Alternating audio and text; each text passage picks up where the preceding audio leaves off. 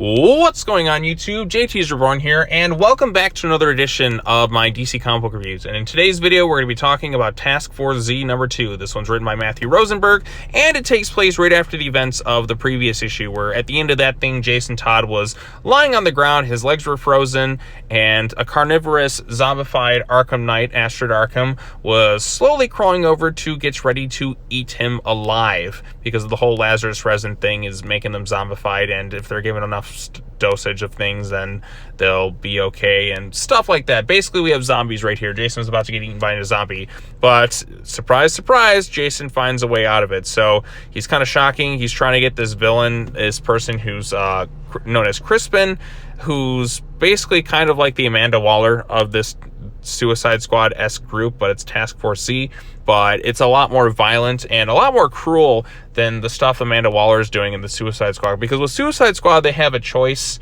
for the most part.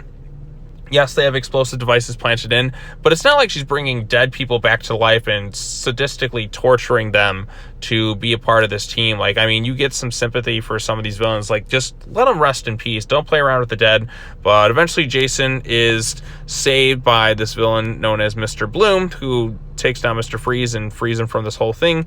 Jason also has more of those sequences where he goes to take a shower, and this one woman is here to see him, and they crack jokes about it. You can see in his back, it's kind of messed up.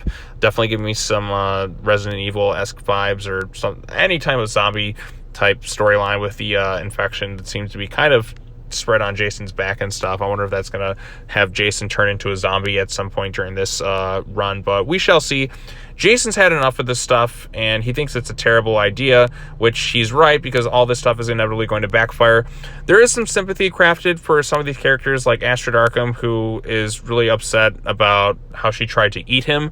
I mean, she's done villainous things in the past. She is the Arkham Knight, but trying to eat somebody alive and just having no basically control over your actions, like, there's definitely this kind of sad moment. I'm not sure if it's anybody else who's noted this, but it almost feels like they were kind of flirting a bit here, but that's just me.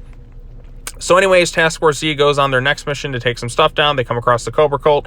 Things inevitably don't go as planned. Also, why Jason is using crowbars, that just seems kind of in poor taste, given he was killed by and beaten to death with a crowbar. Oh, he can't use guns. Oh, but he can certainly use crowbars to beat and kill people. Yeah, like, makes total sense. Why wouldn't you use guns, especially in the zombified apocalypse thing? If you want to blow their brains out to save yourself, it makes more sense to use guns. Yes, that amazing Chip Zdarsky story gave a fully good reason why he's not using it, but can he use another weapon? Does it have to be a freaking crowbar? I don't know. It just seems kind of stupid to me. But yeah, all the villains kind of get taken down and stuff. Another villain kind of turns into a monster, takes out the Cobra Cult, and inevitably things are kind of going to be okay. They find another body, and it turns out to be Deadshot, who I believe was killed back in Tom Taylor's Suicide Squad run.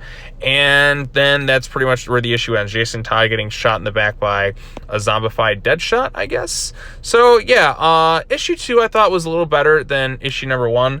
I do take issues with some of the artwork here, like in terms of the way Jason looks. I'm so used to like why does he look like a 45-year-old man? Shouldn't he be in his 20s at this point, unless like he's infected with something that's like strategically aging him? It's a little gripe I have. Other than that, the artwork looks fine, but I just don't get why Jason Todd looks like he's 45. He looks older than Bruce Wayne, for crying out loud, in most of the Batman titles.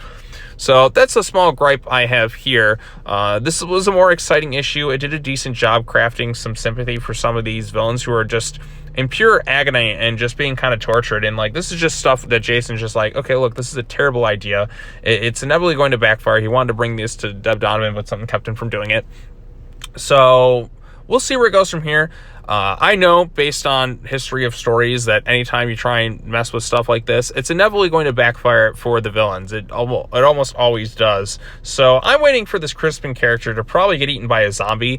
Wouldn't it be crazy if Jason Todd turned into like a Lazarus resin-fueled zombie and ate the guy? I don't know if that's going to happen in this story, but I certainly feel like something that outlandish would. I feel like it's inevitably going to happen. Somebody's going to like turn into a zombie and eat the guy running Task Force Z, and it's going to be pretty graphic. Now, if it's going to be Jason, that would be a really bold move by DC, but I mean, this is a zombie book, basically, so anything really can kind of go in this thing. And I like how the Lazarus resin stuff seems to be kind of an ongoing factor in a lot of the other DC stuff. Like, I mean, you have Lazarus Pits and Robin, and I remember Future State having a couple stories based around the Lazarus resin. So it seems like the Lazarus Pits are going to be playing a major role going forward in whatever's next for DC. So we'll see where it goes from here. Overall consensus, like I said, I think this was stronger than the first issue. It crafted sympathy for some of the villains, and it moved at a pretty quick pace and left on an interesting cliffhanger. So that's all I got. If you have thoughts on it, tell me your comments in the comments section down below. This was listed as a Fear State tie-in, but it didn't really tie into it, so I'm not sure why it was on that big checklist, but it says a Fear State tie-in, so I'm going to cover it. All right, well, that's all I got to say. Be sure to like this video, share it with your friends, subscribe to the YouTube channel for more content. I got more stuff coming up very soon. Maybe this weekend I'll try and cover some other DC comics, because I've all caught up with Fear State and the main stuff I cover. But there is kind of another AU I was interested in talking about, so we'll see if I get to it. But that's all I got to say. And as always, take care now. Bye-bye then, and I will see you all in the next video. Peace.